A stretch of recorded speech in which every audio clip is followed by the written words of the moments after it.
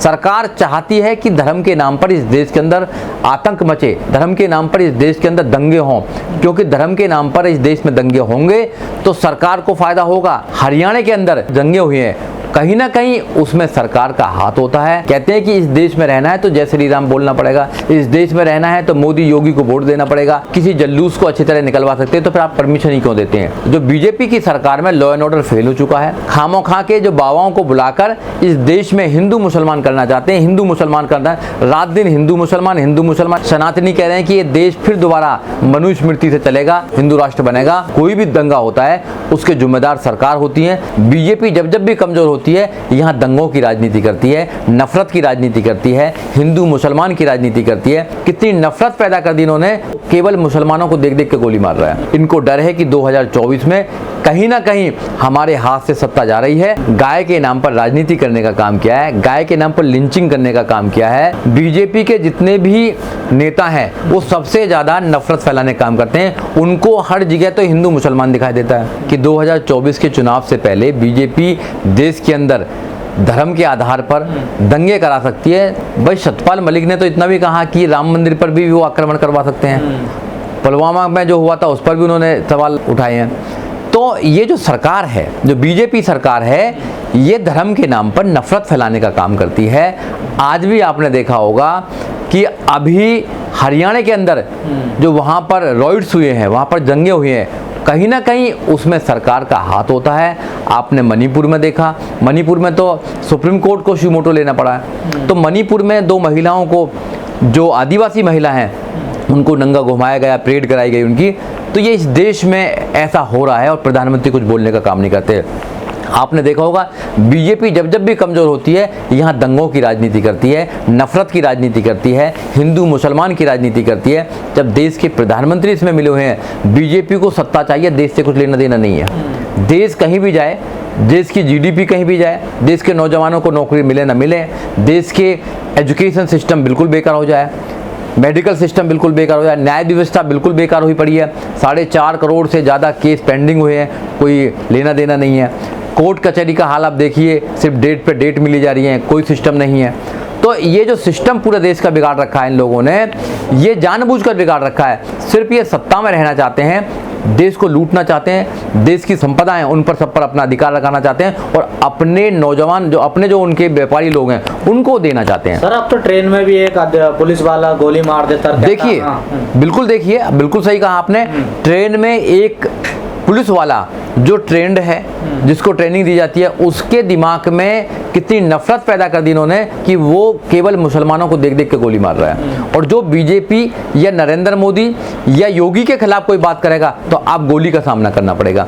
ये ऐसा लेवल आपने ऐसे जिहादी पैदा कर दिए हैं, नफरत पैदा कर दी है एक दूसरे के अंदर।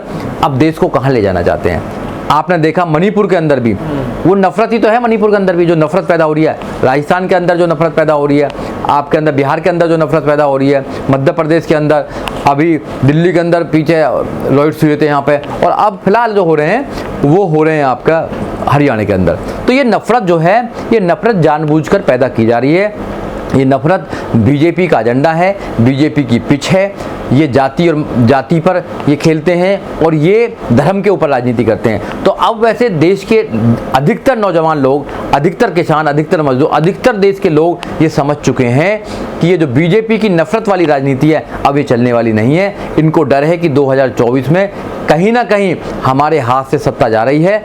सत्ता जब जा रही है हाथ में तो ये इसी बात पर ये देश में कुछ ना कुछ नया करना चाहते हैं। जा रही है, प्रधानमंत्री कह रहे हैं कि जो बचे हुए काम है वो तीसरे कार्यकाल में पूरे होंगे। तो कह रहे हैं देखिए हम तो प्रधानमंत्री बनेंगे। नहीं, क्या बचे हुए काम है? जो काम बचे हुए हैं वो तीसरे कार्यकाल में। इन्होंने काम ही कौन सा करा? सिर्फ नफरत फैलाने का काम किया है, गाय के नाम पर राजनीति करने का काम किया है, गाय के नाम पर लिंचिंग करने का काम किया है। दलितों के खिलाफ जो शोषण इतना ज्यादा बढ़ रहा है वो इन्होंने रोकने का नहीं काम किया है। तो इन्होंने सिर्फ देश में नफरत फैलाने का काम किया। आज जब देश का प्रधानमंत्री ये कहता है कि हिंदू मुसलमान की बात करता है, पाकिस्तान और हिंदुस्तान की बात करता है, शमशान की और कब्रिस्तान की बात करता है, तो फिर और जो इनके चेले हैं वो तो नफरत फैलाने का काम करेंगे। बीजेपी के जितने भी नेता हैं वो सबसे ज़्यादा नफरत फैलाने का काम करते हैं। उनको हर जगह तो हिंदू मुसलमान दिखाई देता है।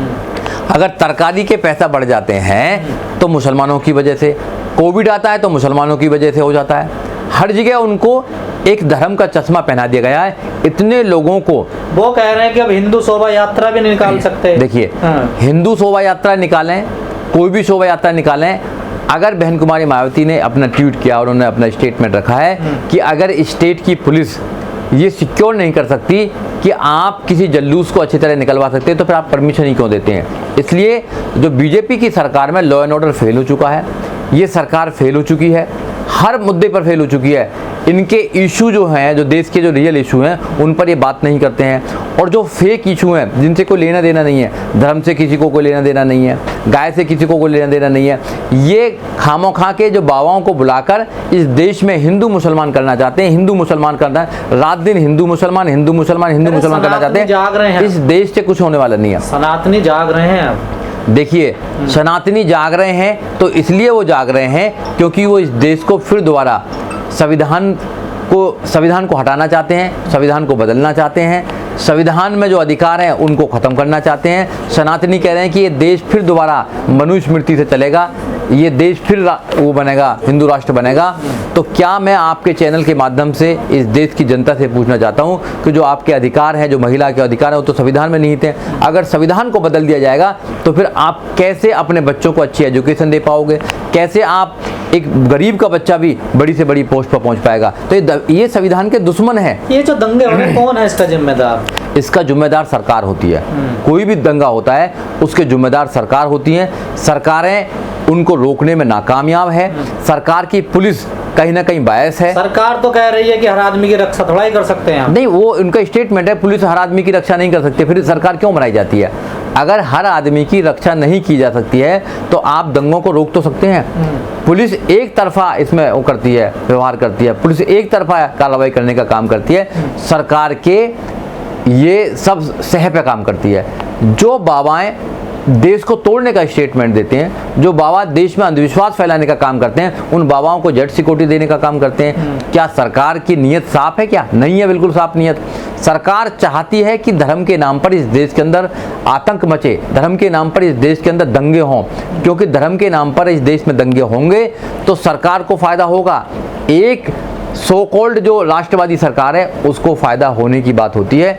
इसलिए मेरा आपके चैनल के माध्यम से लोगों से अपील भी है कि आप धर्म के नाम पर, जाति के नाम पर आप ना लड़ें। जितने भी नेता हैं, इनके बच्चे तो विदेशों में पढ़ते हैं, इनके बच्चे तो इंग्लैंड में पढ़कर आते हैं, इनके बच्चे बिजनेस कर रहे हैं और आपके बच्चों को कहते हैं कि भाई आप धर्म की रक्षा करें। अरे धर्म का कोई ठेका नहीं ले रखा आपके बच्चों ने। आप भी अपने बच्चों को एजुकेशन दें, आप भी अपने बच्चों को विद्यालय यूनिवर्सिटी भेजने का काम करें, अपने बच्चों को IAS PCS इंजीनियर बड़े बड़े ओहदे पर भेजने का काम करें।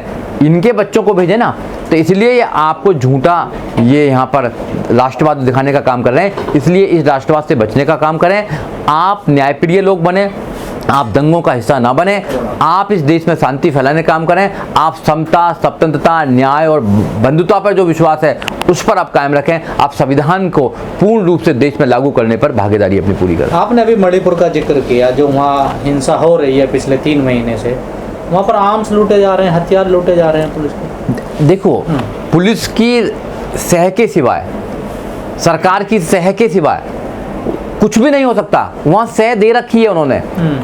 अपने जो लोग हैं वो उनको हथियार भी मुहैया करा रहे हैं, उनको प्रोटेक्शन भी मुहैया करा रहे हैं, उनको हर चीज़ मुहैया कराने का काम कर रहे हैं। मैं बताता हूँ आपको, एक ही विचारधारा के लोगों को इस देश में रहने की अनुमति वो लोग देते हैं। कहते हैं कि इस देश में रहना है तो जय श्री राम बोलना पड़ेगा, इस देश में रहना है तो मोदी योगी को वोट देना पड़ेगा, और फिर गोली मार देता है ट्रेन में। तो ऐसी मानसिकता को आप क्या कहना चाहते हैं? ये देश के अंदर एक ऐसा मतलब सिस्टम पैदा करना चाहते हैं कि अगर कोई भी व्यक्ति अगर ईमानदारी की बात करेगा, कोई भी व्यक्ति इनकी गलत नीतियों पर सवाल उठाने का काम करेगा तो उसको गोली से जवाब देने का काम करेंगे। ये डेमोक्रेसी में बिल्कुल भी ये शोभनीय नहीं है। डेमोक्रेसी में इसकी कोई जगह नहीं है। हमारा देश किसी ऐसी डिक्टेटरशिप से नहीं चलता है कि कोई आदमी ने हुक्म दिया सब हो जाएगा। हमारा देश संविधान से चलता है, हमारा देश डेमोक्रेसी वाला देश है, हमारा देश न्यायप्रिय देश है, बुद्ध की धरती है, महावीर की धरती है। तो ये धरती पर युद्ध का कोई जगह नहीं है, प्यार की जगह है। इसलिए ऐसे लोगों को सरकार से जाना बहुत ज़रूरी है। अगर आप लोगों ने 2024 में फिर दोबारा इनको चांस देने का काम किया तो फिर आप देख लेना कि आपके बच्चों का भविष्य सुरक्षित हाथों में नहीं है।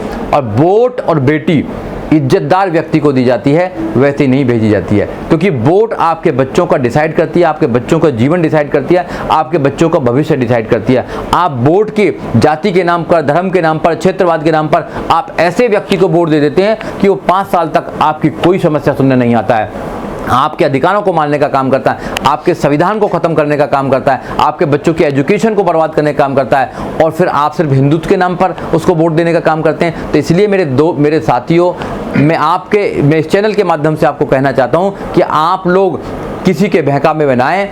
आप बहुजन समाज पार्टी, उसकी नेता बहन कुमारी मायावती को एक बार मौका देकर देखें, और आपने अगर मौका दिया तो इस देश में शांति होगी, इस देश के अंदर न्याय होगा, इस देश के अंदर समता होगी, इस देश के अंदर स्वतंत्रता होगी, इस देश के अंदर संविधान को पूर्ण रूप से लागू किया जाएगा, सबको न्याय मिलेगा, सबको अधिकार मिलने का काम करेगा। ये बात बहन कुमारी मायावती इस देश में कर सकती है।